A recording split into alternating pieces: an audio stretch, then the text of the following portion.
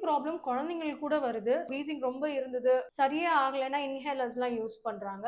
So இதுலேருந்து முழுமையா நீங்க வெளிய வரணும்னா, ஹோமியோபதி ஒரு பெஸ்ட் ஆப்ஷனா இருக்கும். குழந்தைங்களுக்கு பார்த்தீங்கன்னா, முக்கியமா வந்து இந்த குளிர் வந்து ஒத்துக்காது.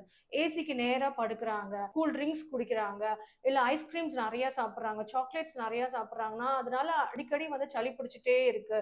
அடிக்கடி இன்ஃபெக்ஷன் ஆயிட்டே இருக்கு. லங்ஸ் ரீஇன்ஃபெக்ட் ஆயிட்டே இருக்கு. பக்கத்துல இருக்க குழந்தைங்க, வீட்ல உள்ள குழந்தைங்க, ஸ்கூல்ல உள்ள குழந்தைங்க மூலியமா ரீஇன்ஃபெக்ட் கோல்ட் ஆயிட்டே இருக்குன்னா, நெஞ்சு சளி வந்துட்டே இருக்கு அப்படின்னா, முழுமையா அதுலருந்து வெளிய வரலன்னா, வீசிங்கா மாறுறதுக்கு நெறைய சான்சஸ் இருக்கு.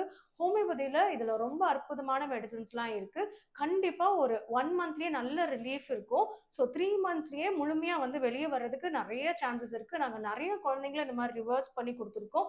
கம்ப்ளீட்டா எந்த மெடிசின்ஸுமே இல்லாம, அதாவது நம்ம ஹோமியோ மெடிசின்ஸுமே இல்லாம, அவங்க நார்மலா 3 மந்த்ஸ் டியூரேஷன் கோர்ஸ்லயே அதுக்கப்புறமா வந்து அவங்க எந்த ட்ரீட்மெண்ட்டுமே இல்லாம நார்மல் கிட்ஸ் மாரி ரொம்ப ஆக்டிவா இருக்காங்க.